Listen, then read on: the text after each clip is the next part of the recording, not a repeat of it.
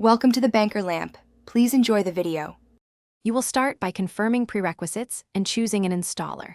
Check that you have Windows 10 or 11 and decide if you want the standalone Git for Windows installer or to use Winget/Choco for a package install. Once decided, close terminals and gain admin rights if you plan a system-wide installation.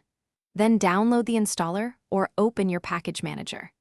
This first step matters because choosing the right installer determines default tools, path behavior, and whether you get optional components automatically.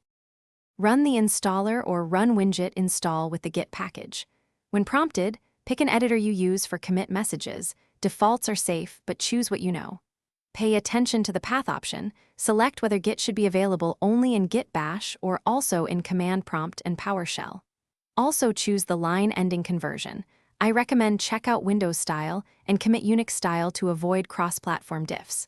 Once options are set, finish installation and open Git Bash to verify Git version. Finish by verifying installation, open Git Bash and run Git version, then Git config list. If user, name and user, email are not set, run Git config global user. Name your name and Git config global user. Email you at example.com. Optionally enable the Git Credential Manager to cache HTTPS credentials securely. If commands fail, make sure the path option matched your intention and reopen terminals. One key troubleshooting tip.